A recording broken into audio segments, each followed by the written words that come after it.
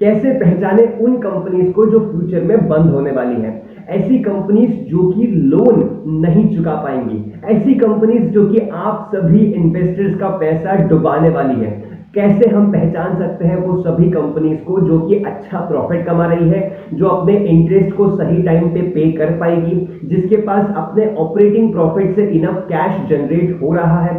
क्या एक्चुअल में जो प्रॉफिट दिख रहा है वो उतना ही प्रॉफिट है या फिर वो जस्ट एक पेपर प्रॉफिट है, कंपनी के पास उतना कैश आ ही नहीं रहा है। इन सभी चीजों के बारे में, ये सभी रेशियोज और फैक्टर्स के बारे में हम आज डिटेल में डिस्कस करने वाले हैं, जिससे आप सभी इन्वेस्टर्स, हम सभी इन्वेस्टर्स उन गलतियों को करने से बच जाए जिसकी वजह से हमारा पैसा डूब सकता है, वो कंपनीज फ्यूचर में बंद हो सकती हैं, तो उन पे हम इन्वेस्ट अपना पैसा ना करें। आज हम बात करने वाले हैं फ्री कैश फ्लो के बारे में, कैश फ्लो पर शेयर के बारे में, फ्री कैश फ्लो पर शेयर के बारे में, फिर हम बात करेंगे इंटरेस्ट कवरेज रेशियो की और फिर हम बात करेंगे क्विक रेशियो की।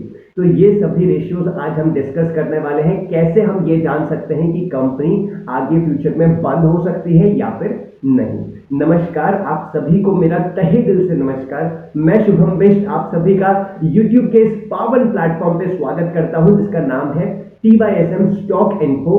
वैल्यू इन्वेस्टिंग का ये 8th सेशन, जिसमें आप सभी लोग बहुत अच्छी तरीके से इन कंपनीज को पहचानना सीख जाएंगे जो कि फ्यूचर में लॉस में जा सकती है, जिसके अभी के ऑपरेशन से आपको नजर आ रहा है कि ये कंपनी तो लॉस में भाई जाने ही वाली है, तय है कि जाएगी ही जाएगी। आज का पहला रेशियो जो हम डिस्कस करेंगे वो होगा फ्री कैश फ्लो। लेकिन फ्री कैश फ्लो को समझने के लिए हमें याद होना चाहिए अर्निंग पर शेयर और हमें याद होना चाहिए कैश फ्लो। अब अर्निंग पर शेयर को अगर आपने अच्छी तरीके से समझ लिया है पिछले कई वीडियोस में तो बहुत अच्छी बात है, लेकिन कुछ नए व्यूअर्स हैं जो कि सीधा इस वीडियो में आए हैं, तो उनके लिए भी मैं एक बार दोहरा देता हूं। अर्निंग पर शेयर यानी कि कंपनी जो नेट अर्निंग्स करती है एक क्वार्टर में, 3 महीने में या एक साल भर में, एनुअल ईयर में, तो उस नेट अर्निंग्स का नेट प्रॉफिट जो इनकम स्टेटमेंट में बॉटम स्टेटमेंट होता है नेट प्रॉफिट के नाम से, उस नेट प्रॉफिट को अगर हम total number of outstanding share से डिवाइड कर दें तो एक शेयर के पीछे कंपनी शेयर धारक को, शेयर होल्डर को कितना अर्निंग्स दे रही है अपनी कंपनी अपने प्रॉफिट का, तो उसे कहते हैं अर्निंग पर शेयर। अब कैश फ्लो, अब कैश फ्लो क्या होता है? अभी कंपनी का ईपीएस आप देख सकते हो, हर एक कंपनी एसेंशियल्स में जो हम वेबसाइट देखते हैं वहां पर ईपीएस नजर आ जाता है। अब ईपीएस निकलता है प्रॉफिट से, और प्रॉफिट कंपनी को तब हो जाता है जब माल बिक गया। लेकिन कई केसेस में ऐसा भी होता है कि माल बिकने के बाद पैसा जो है वो पैसा 1 महीने 2 महीने या क्रेडिट पे बाद में आने वाला है, और ऐसा भी होता है कि पैसा नहीं भी आता है। तो उन केसेस को कैसे पहचानने कि ये जो प्रॉफिट हमें दिख रहा है ये एक्चुअल पेपर प्रॉफिट है या फिर एक्चुअल में कंपनी के पास उसका कैश रिसीव हुआ है। एक उदाहरण के तौर पे मैं आपको बता दूं, जैसे कि कोई डिटर्जेंट बनाने वाली कंपनी है, अब उसने किसी एक कंपनी को जो बहुत अच्छी कंपनी थी, उसके कस्टमर बने हुए थे, अब एक कस्टमर जो कि हर साल उससे डिटर्जेंट लेता है और बहुत ह्यूज क्वांटिटी में लेता है, मान लीजिए 1000 क्वांटिटी में एक बारी में लॉट ले लेता है। अब ऐसे ऑर्डर में 1000 ऑर्डर में हम एडवांस तो मांग नहीं सकते, और अगर कस्टमर डिमांड करता है कि हमें पहले प्रोडक्ट दे दीजिए, हम एडवांस, हम आपको पेमेंट बाद में कर देंगे, तो उस केस में कोई कंपनी मना भी नहीं कर सकती क्योंकि कस्टमर जोड़ना तो पड़ता है। तो ऐसे केसेस में सेल तो हो गई, प्रॉफिट बुक हो गया कि प्रॉफिट में सेल दिख गई कि इतना सेल हो चुका है, लेकिन अभी तक जो मैन्युफैक्चरर है जिसने प्रोडक्ट बनाया है उसके पास कैश रिसीव नहीं हुआ है। तो ये चीज आपको अर्निंग पर शेयर जो फिगर दिखाएगा, ईपीएस जो आपको फिगर दिखाएगा, यानी कि प्रॉफिट बुक हो चुका है, लेकिन एक्चुअल में हमें कैसे पता चलेगा कि कैश आया कि नहीं? उसके लिए आपको रेशियोज में जाकर कैश फ्लो पर शेयर चेक करना है, क्योंकि कैश फ्लो पर शेयर आपको ये बता देगा कि एक शेयर के पीछे कंपनी के पास कितना कैश रिसीव हुआ है। तो वो चीज और अर्निंग पर शेयर को अगर आप कंपेयर करते हो तो आपको समझ में आ जाएगा कि ये जो प्रॉफिट बुक हुआ है इसके पीछे कंपनी के पास एक्चुअल में कैश आया भी है या फिर जस्ट लिखने के लिए, और वो जस्ट एक पेपर प्रॉफिट है, कंपनी ने आज तक उसका कैश रिसीव ही नहीं किया। और ये बहुत सारे केसेस में होता है, बहुत कंपनीज में ऐसा होता है जिसमें कस्टमर प्रोडक्ट लेने के बाद कैश नहीं देते। बड़ी से बड़ी कंपनीज प्रोडक्ट यूज कर लेती हैं या प्रोडक्ट नहीं बिकता तो उस केस में फिर वो कैश देने से भी मना कर देती है, और उस केसेस के चक्कर में जो मैन्युफैक्चर होता है उनको बड़ा लॉस होता है। प्लस जो इन्वेस्टर ईपीएस को देखकर उस कंपनी में इन्वेस्ट करते हैं उनको भी बड़ा लॉस होता है, क्योंकि उस शेयर के करंट मार्केट प्राइस जब डाउन जाते हैं तब वो लोग सेल कर देते हैं। तो ऐसे केसेस में आपको कैश फ्लो पर शेयर को चेक करना है। तो ये हो गया कैश फ्लो पर शेयर। अब फ्री कैश फ्लो जो हमारा पहला रेशियो था वो क्या होता है? फ्री कैश फ्लो को अब हम एक उदाहरण के तौर पे समझते हैं। मान लीजिए दिन की शुरुआत में आपके पास 1000 रुपए है और उस 1000 रुपए से आपने 100 रुपए की एक बुक खरीद ली, तो कुल मिला के आपके पास 10 बुक हो गई।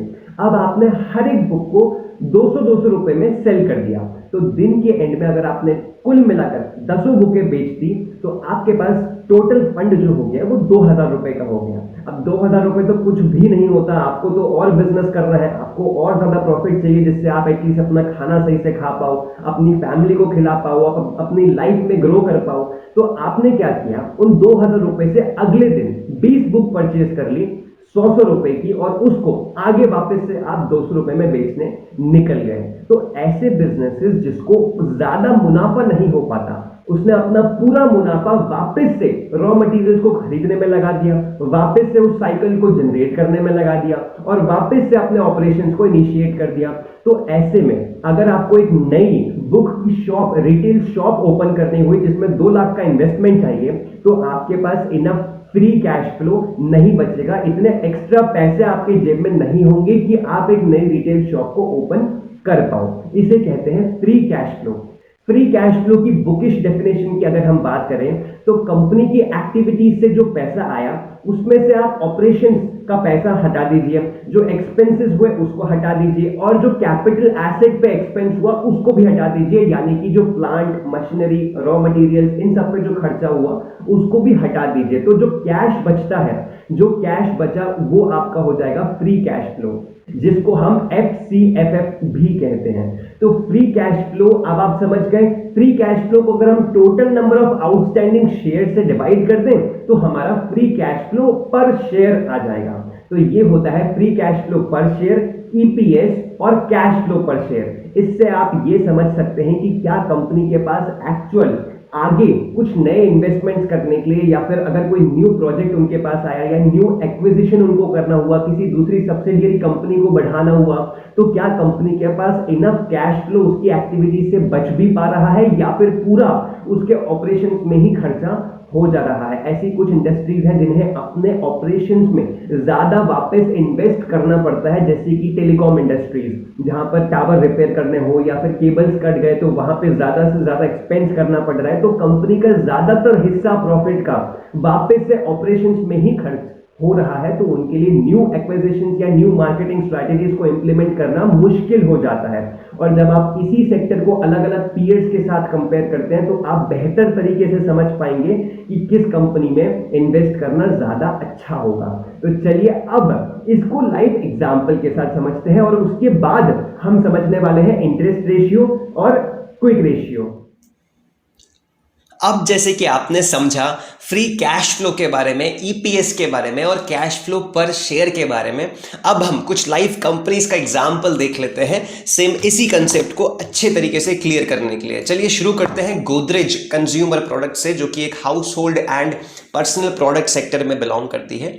यहां पर आपको ये रेशियो मिलेगा नहीं, तो आपको ऐड योर रेशियो पे क्लिक करने के बाद यहां पर FCFF आपको टाइप करना है और इसको करके आप इसको ऐड कर सकते हो।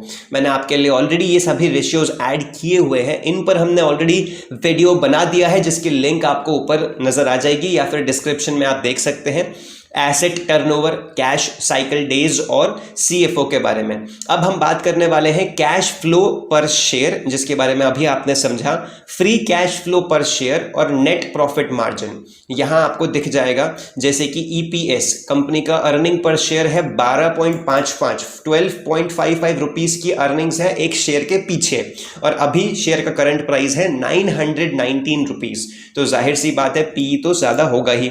अब आप नीचे देख लीजिए FCFF यानी कि 12.41 का फ्री कैश फ्लो है कंपनी के पास, और अभी कैश फ्लो पर शेयर जो चल रहा है वो 13.44 का है, जो कि लगभग EPS जितना ही है, ज्यादा कम नहीं है। ये ये फिगर ज्यादा हो तो अच्छा है, कम नहीं होनी चाहिए। अगर कम हुई यानी कि प्रॉफिट बुक हो चुका है लेकिन अभी तक उस ऑब्जेक्ट का कैश कंपनी को रिसीव नहीं हुआ है, तो ज्यादा है, बहुत अच्छी बात है, ये फिगर ज्यादा ही होनी चाहिए। तो 13.44 का जो फिगर है ये बताता है कि गोदरेज ने अपने जितना प्रॉफिट बुक किया है उतना ही उसके पास कैश भी रिसीव हो रहा है, जो कि बहुत अच्छा इंडिकेशन है।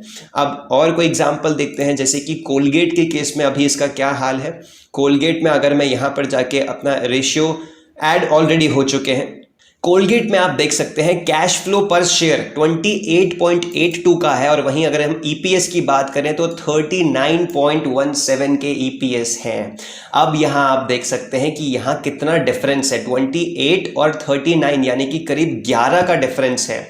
तो जितना कंपनी प्रॉफिट बुक कर रही है उतना एक्चुअल में उस कंपनी को कैश रिसीव नहीं हो रहा है, उसके जो डिस्ट्रीब्यूटर्स हैं अभी तक उन्होंने उसको कैश नहीं दिया है।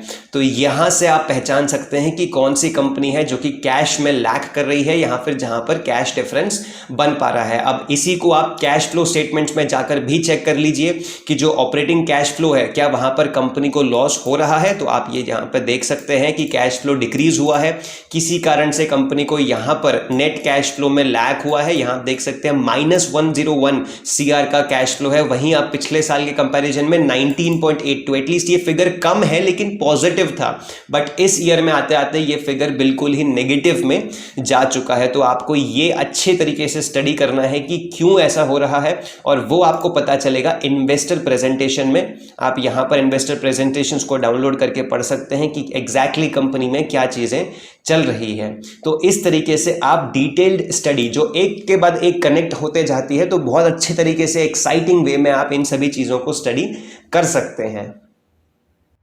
अब हमने लाइव एग्जांपल के साथ ये देखा कि कंपनीज का फ्री कैश फ्लो, ईपीएस और कैश फ्लो पर शेयर से हम किस तरीके से कंपनीज को एनालाइज कर सकते हैं, कैसे समझ सकते हैं कि क्या कंपनी केपेबल है नए नए प्रोजेक्ट में इन्वेस्ट करने के लिए या फिर नहीं। अब हम बात करेंगे इंटरेस्ट कवरेज रेशियो और क्विक रेशियो के बारे में। इंटरेस्ट कवरेज रेशियो और क्विक रेशियो उन कंपनीज के लिए काम का है जिसने कुछ अमाउंट का डेप्थ लिया हुआ है या फिर कुछ बड़ी कंपनीज हैं जो कि ज्यादा एक्विजिशंस या फिर ज्यादा ग्रोथ के लिए वर्क कर रही हैं। अब इंटरेस्ट कवरेज रेशियो का मतलब क्या होता है? कंपनीज जो ऑपरेटिंग प्रॉफिट कमा रही हैं, not net profit, operating profit जो कंपनीज कमाती है वो कितना ज्यादा है इंटरेस्ट जो उन्हें पे करना है उससे, इंटरेस्ट का कितना गुना ऑपरेटिंग प्रॉफिट कंपनी कमा रही है उसे कहते हैं इंटरेस्ट कवरेज रेशियो। क्योंकि अगर कंपनी ऑपरेटिंग प्रॉफिट ही नहीं कमाएगी तो वो अपने इंटरेस्ट को कैसे पे करेगी, जो उसने लोन लिया है उस पे जो उसको इंटरेस्ट देना है उसको कैसे पे करेगी। तो हमें ये देखना है कि ये जो फैक्टर है, जो रेशियो है वो ज्यादा से ज्यादा हो। इसका मतलब कि अगर कोई इश्यू हुआ कंपनी में तो कंपनी एटलीस्ट अपने डेब्ट को तो चुका सकती है, ऐसा नहीं होगा कि बैंक उस कंपनी पे कब्जा करके उसको नीलाम कर देंगे। तो ये बताता है आपका इंटरेस्ट कवरेज रेशियो, जो कि आप operating profit divided by interest करके भी देख सकते हैं। क्विक रेशियो क्या होता है? क्विक रेशियो का मतलब कि अगर कोई बैंक्स ने शॉर्ट टर्म लोन लिए हो, यानी कि एनुअल जो ईयर आता है, एनुअल ईयर के अंदर ही 2 महीने, 3 महीने, 5 महीने के लिए लोन अगर कोई लिया है और उसको एकदम से उस कंपनी को चुकाना पड़ जाए, तो कंपनी के पास क्या इनफ फंड्स है कि उसको वो चुका सकती है, और है तो कितने हैं, कितने रेशियो में है, कितने गुना फंड्स उसके पास है कि वो अपने short term liability, short term loans को इंस्टेंटली पे ऑफ कर सकती है, वो बताता है आपका क्विक रेशियो। अगर क्विक रेशियो ज्यादा है उसका मतलब कंपनी ज्यादा केपेबल है कि वो अपने शॉर्ट टर्म लोन्स को चुका सकती है। तो ये होता है आपका interest coverage ratio and quick ratio. अब चलते हैं इसको लाइव कंपनीज के एग्जांपल के साथ समझते हैं। अभी जैसे हमने समझा इंटरेस्ट कवरेज रेशियो के बारे में और क्विक रेशियो के बारे में, तो चलिए अब एक ऐसी कंपनी का एग्जांपल लेते हैं जिसके पास डेप्थ है, जिसने कर्जा लिया हुआ है। आप यहाँ एक house hold and personal products का मैंने पेज ओपन किया है, आरती सर्फेक्टेंट्स लिमिटेड का। अब यहाँ आप देख सकते हैं डेप्थ है कंपनी का 151.74 सीआर का, एंड मार्केट कैपिटलाइजेशन है 879.65 सीआर। और अगर आप नीचे चले जाएंगे आपको यहाँ पर अभी इन रेशियोज में इंटरेस्ट कवरेज रेशियो नहीं मिलेगा, तो आपको ऐड योर रेशियो पे क्लिक करके यहां पर इंटरेस्ट कवरेज लिखना है। देखिए आपको आ चुका है, इस पे मैं क्लिक करके ऐड करूंगा तो यहां आपको 3.20 दिखने लगेगा इंटरेस्ट कवरेज रेशियो, जो कि ज्यादा होना चाहिए था। ये कम रेशियो है, 3.20 एक कम फिगर है, लेकिन ये बताता है कि कंपनी जो ऑपरेटिंग प्रॉफिट कमा रही है वो इंटरेस्ट का 3 गुना है, यानी कि वो चाहे तो 3 बार अपने इंटरेस्ट को पे कर सकती है, उतना वो प्रॉफिट एटलीस्ट कमा रही है। लेकिन आपको मैंने पहले भी बताया था FCFF के बारे में, तो फ्री कैश फ्लो कंपनी के पास बिल्कुल भी नहीं बच रहा है। कैश फ्लो पर शेयर हालांकि बहुत अच्छा कैश फ्लो है, 47 का कैश फ्लो लेकर कंपनी चल रही है 20 के EPS के सामने, तो वो बहुत अच्छी बात है। लेकिन हो सकता है कंपनी ने डेप्थ लिया हो, या इंटरेस्ट ज्यादा पड़ रहा हो, या फिर कंपनी न्यू इन्वेस्टिंग कर रही हो, एक्विजिशंस कर रही हो, उस केसेस में भी हो सकता है कि कंपनी का जो फ्री कैश फ्लो है वो उसके पास नहीं बच पा रहा है इनफ कैश फ्लो होने के बावजूद भी। अब यहां पर हम क्विक रेशियो को अगर देखें कि कंपनी अगर अपने शॉर्ट टर्म लोन्स को एकदम से चुका ना पाए तो क्या वो केपेबल है, तो यहां आप देख सकते हैं 0.65 का क्विक रेशियो है, जो कि इनफ नहीं है। एटलीस्ट इसको 0.90 या फिर एटलीस्ट 1 से ऊपर होना चाहिए। 0.65 एक कम फिगर है, इसका मतलब कि कंपनी के ऑपरेशंस जो हैं वो ज्यादा हिस्सा उसके प्रॉफिट का ले रहे हैं, उसके ऑपरेशंस, मशीनरीज या फिर न्यू एक्विजिशंस या फिर इंटरेस्ट रेट के तौर पे कहीं भी, लेकिन उसका खर्चा ज्यादा हो रहा है, जिसकी वजह से अगर उसने कोई शॉर्ट टर्म लिया है लोन तो उसको वो एकदम से नहीं चुका पा रहा है। 0.65 एक कम रेशियो है। तो इस तरीके से आप पीयर्स का भी कंपेयर कर सकते हैं। मान लीजिए पेरेन फर्नीचर, जो कि एक बहुत ही स्मॉल कैप कंपनी है, अगर मैं इसका देखूं, जिसने डेप्थ लिया है 21 CR का और टोटल मार्केट कैप है 66 CR की, तो अगर आप नीचे देखेंगे कैश फ्लो पर साइकिल तो वो नेगेटिव है, जो कि इतना अच्छा सिंबल नहीं है। 2 रुपए अर्निंग पर शेयर है, जो कि कम है। FCFF देखेंगे तो वो भी नेगेटिव है। कैश साइकिल डेज देखेंगे तो बहुत ही ज्यादा कैश साइकिल डेज है। इतना टाइम इस कंपनी को लग रहा है अपने रॉ मटेरियल से प्रोडक्ट बनाने में और उसको सेल करके मार्केट से पैसा लेने में, तो वो भी बहुत ही ज्यादा है। अब आप क्विक रेशियो देखेंगे तो ये 1.54 का है, जो कि अच्छा क्विक रेशियो है। तो अगर कंपनी कोई शॉर्ट टर्म लोन लेती है तो वो एकदम से उसको चुका भी सकती है, उतनी वो केपेबल है, एफिशिएंट है। अब इंटरेस्ट कवरेज रेशियो अगर हम देखें यहां पे तो वो 2.55 का है, जो कि बहुत कम है लेकिन ठीक है। तो इस तरीके से आप अलग अलग कंपनीज को कंपेयर कर सकते हैं इंटरेस्ट कवरेज रेशियो और क्विक रेशियो के हिसाब से।